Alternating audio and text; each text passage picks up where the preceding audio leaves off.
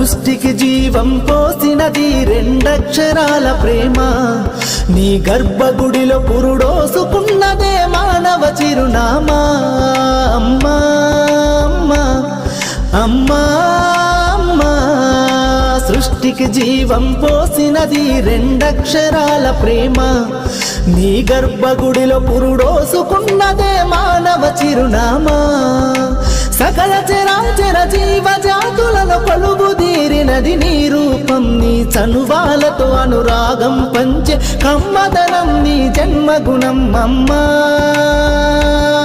అమ్మా అమ్మా